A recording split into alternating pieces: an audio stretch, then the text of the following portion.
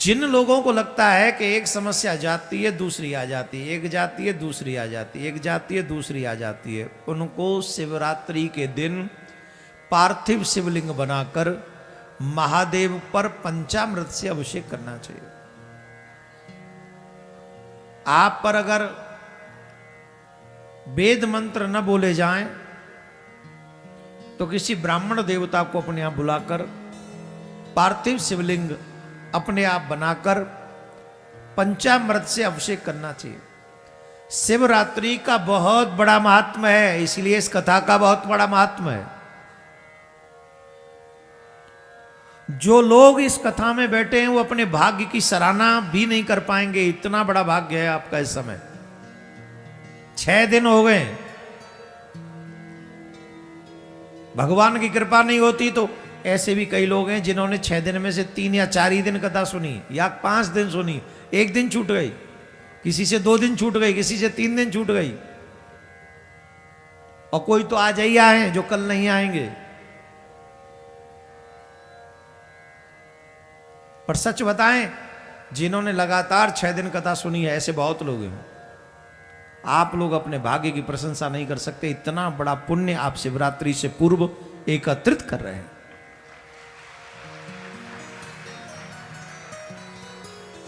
आज 6ठा दिन है और बड़ा श्रेष्ठ दिन है। जिन लोगों के जीवन में अनेक प्रकार की समस्याएं रहती हैं, जिन्हें लगता है कि हमारी समस्याएं कभी समाप्त नहीं होती, उन लोगों को शिवरात्रि के दिन रुद्री से पंचामृत से पार्थिव शिवलिंग का अभिषेक करना चाहिए। और इस शिवरात्रि पर अगर आप ऐसा अभिषेक करेंगे तो आपको खुद पता चलेगा आने वाले समय में आपकी समस्याएं खत्म होने लग जाएंगी। पर इसी भाव से करना भी, कहीं ऐसा ना हो कि कुछ और ही लेके बैठो, ये भी मिल जाए, ये भी मिल जाए, ये भी मिल जाए। अगर समस्या का समाधान चाहते हो तो यही कहना कि मेरे जीवन की सारी समस्याएं समाप्त हो जाए। अब बाबा जाने बाबा का काम, शिव जी बहुत शीघ्र प्रसन्न होते। अभी हमने शिवरात्रि के लिए एक वीडियो बनाया है, आज बनाया है, हो सकता है वो आज शाम तक आप तक पहुंच जाए। ज्यादा से ज्यादा लोगों को शिवरात्रि से पहले सुनवा देना, बहुत बड़ा फल है इस बार शिवरात्रि का, बहुत बड़ा। बहुत सुंदर कथा है। एक बार ऋषियों ने पूछा, हे सूत जी, आपने जो शिवरात्रि व्रत के विषय में हमको कहा, इस व्रत का महात्म क्या है, इसका क्या फल है, कृपा करके हमको बताइए। तो सूत जी महाराज कहते, हे ऋषियों, एक निषाद था। वो निषाद जंगल में से जानवरों को मार के लाता था और उसी के मांस से अपने परिवार का पालन पोषण करता था। ध्यान से सुनना, परिवार का पालन पोषण वो करता था। एक बार माता पिता भूखे थे उसके, उस दिन शिवरात्रि थी, और उसके माता पिता ने कहा भूख लगी है, कुछ लाओ कुछ लाओ कुछ लाओ। तो अपने पास साथ में जल पात्र लेकर, हाथ में धनुष बाण लेकर शिकार खेलने के लिए वो गया। पूरे दिन भटका, उसे कुछ नहीं मिला। पूरे दिन भटका, उसे कुछ नहीं मिला। तो शाम के समय जलाश्रय, एक सरोवर के पास में वृक्ष था। उस वृक्ष पर, वो भी बेलपत्र का वृक्ष था, उस वृक्ष पे वो चढ़ गया कि कोई भी व्यक्ति, जानवर जो आएगा, वो जल पीने आएगा तो यहीं आएगा, यहीं मार दूंगा। उस वृक्ष पे वो चढ़ गया। थोड़ा सा अंधेरा हुआ, थोड़ा सा अंधेरा हुआ तो एक मृगी आई, वो जल पी रही थी। तो जब वो जल पी रही थी तो उसने धनुष बाण उठाए और धनुष की प्रत्यंचा पर जब बाण चढ़ाने लगा तो उसकी बगल में जो जल था ना, वो जल गिरा। कहां, उसे पता भी नहीं था। उस वृक्ष के नीचे एक शिवलिंग था, तो वो जल उसके ऊपर गिर गया, जान के नहीं, अनजाने में। और जब धनुष बाण उसने ऐसे उठाए तो डालियों में लगने से कुछ पत्तियां गिर गईं। वो पत्तियां कौन थी? बेल पत्र की। वो शिवलिंग पे गिर गई। और वो प्रथम शिवरात्रि पे 4 पहर की पूजा करनी चाहिए। 4 पहर की पूजा, प्रारंभ, बीच में, देन बीच में, और एक फिर जब संपूर्ण हो रात्रि तब ब्रह्म मुहूर्त में 4 पहर की पूजा करनी चाहिए। तो वो धनुष बाण चढ़ाए तो वो बेलपत्र भी चढ़ गई। मृगी ने आवाज सुन ली तो उन्होंने पूछा, भाई कौन? बोले मैं शिकारी हूं। क्या करना चाहते हो? बोले मैं तुम्हारा वध करना चाहता हूं। किस लिए? मेरे घर में माँ बाप भूखे बैठे, उनके लिए मैं तुम्हें मार के ले जाऊंगा। तो ध्यान से सुनना, बहुत गजब के शब्द हैं। इतना हम मनुष्य होकर नहीं सोच सकते। वो मृगी बोली, हे व्याध तुम क्या करना चाहते हो ये तो मुझे समझ में आ गया। मैं कितनी सौभाग्यवती हूं कि मेरा ये शरीर जो मरने के बाद किसी के काम नहीं आएगा, मेरे शरीर में ये आज भगवान ने मुझे सौभाग्य दिया है कि तुम मुझे मारोगे तो मैं तुम्हारे घर वालों की भूख मिटाने के काम आऊंगी। पर मेरे ऊपर एक उपकार करोगे क्या? बोले मेरे घर में पति है, बच्चे हैं, मुझे थोड़ा सा अवसर दे दो, मैं जरा जाके आ जाऊं, उन्हें बता के आ जाऊं, मैं तुम्हारे बाण से मरने के लिए तैयार हूं। व्याध बोला, मुझे पागल समझ रही है?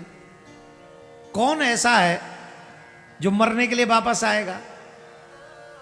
उसने कहा, मृगी बोली, हे व्याध मैं कहती हूं, सुनो, मैं शपथ लेकर कहती हूं, यदि मैं जाकर अपने घर में तुम्हारे पास न लौटूं तो वेद विक्रिय, त्रिकाल संध्योपासन, ब्राह्मणों को तथा अपने स्वामी के आज्ञा का उल्लंघन करने से, कर्म से जो पाप लगता है वो पाप मुझे लग जाए। जो वेद विसर्जन, जो ब्राह्मण होके भी वेद पाठ नहीं करते, जो संध्या उपासन छोड़ देते, जो अपने स्वामी की आज्ञा का उल्लंघन करते हैं, वो जो पाप लगता है वो पाप मुझे लगे।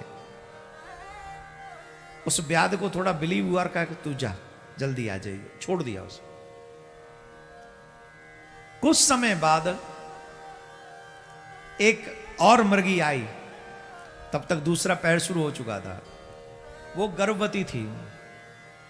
उसी मृगी की छोटी बहन थी, वो जल पी रही थी। उसने भी आके कहा, उसने व्याध ने कहा मैं तुझे मारूंगा।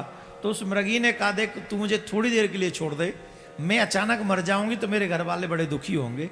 मेरे छोटे छोटे 1-2 बच्चे मैं अपनी बहन को दे आऊं, अपने पति को बताया हूं और मैं आ जाऊंगी। बोले तुझसे पहले एक मृगी भी ऐसे ही बोल के गई है, वो अभी तक नहीं लौटी। बोले वो आए ना आए मैं आऊंगी, मैं तुझे वचन देती हूं। उस समय भी वो जल चढ़ गया शिव जी पे। उस समय भी बेल के कुछ पत्र गिर गए उस शिवलिंग पे। उसने कहा ठीक है चली जा, जल्दी लौटी हो। ये भी चली गई। अब इन दोनों को ढूंढते ढूंढते इनका पति आया वहां, वो जल पी रहा था। जब वो जल पी रहा था तो जिसने फिर धनुष बाण उठाया, तीसरा पैर पूरा हो गया था, जल भी गिरा, बेलपत्र भी गिरा, और अब तक थोड़ी बहुत सद्बुद्धि भी आ गई थी। मृग ने फिर पूछा, क्या? मृग ने भी वही पूछा, क्या करना चाहते हो? बोले मैं तुम्हें मार देना चाहता हूं। बोले क्यों मारना चाहते हो? बोले अपने घर वालों का पेट भरूंगा। बोले मैं तो बड़ा सौभाग्यशाली हूँ, तुम्हारे घर वालों के काम आऊंगा, लेकिन थोड़ी देर के लिए मुझे अवसर दे दो, मैं जरा अपने घर वालों को बोल के आऊँ। बोले जब से यहाँ बैठा हूँ सबको घर वालों को ही बोलना है। कोई ऐसा पाप लग जाए, कोई झूठ बोलने से मैं नरक में चला जाऊं, कोई ये सब बोल के चले जाते, कोई लौट के नहीं आता। बोले ऐसा नहीं है, मैं अभी गया और अभी आया, एक बार मुझ पे विश्वास करो। 3 पहर की पूजा अनजाने में उससे हो गई थी, व्याध से। उसने कहा ठीक है चले जाओ। वो मृग भी चला गया। तीनों एक जगह एकत्रित हुए और तीनों ने अपनी घटना ही बताई कि ऐसा ऐसा हुआ है। तो पहली बारी मृगी बोली मैं जाऊंगी, क्योंकि मैंने वचन पहले दिया है। दूसरी बोली नहीं, आप बड़ी हो, आप घर संभालो, मैं जाती हूं, मेरा वचन झूठा नहीं होना चाहिए। उस मृग ने कहा देखो तुम दोनों देवी हो, मैं पुरुष हूं, इस परिवार की जिम्मेदारी मेरी है, तुम लोगों की सुरक्षा करना मेरी जिम्मेदारी है, कोई वचन झूठा ना हो, इसलिए मैं जाता हूं, उस धर्म का पालन करूंगा, तुम बच्चों को देखना। पिता के बिना तो फिर भी बच्चे रह लेते हैं, मां के बिना बच्चे नहीं रह पाते हैं। तुम बच्चों का ध्यान रखना।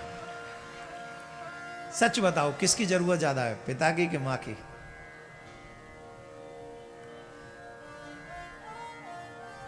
पिता मां की तरह नहीं संभाल सकता, मां ही संभालती है बच्चों। तुम रहो, मैं नहीं, हमने वचन दिया, हमने वचन दिया है, तो तीनों बोले, हम तीनों ही चलते हैं।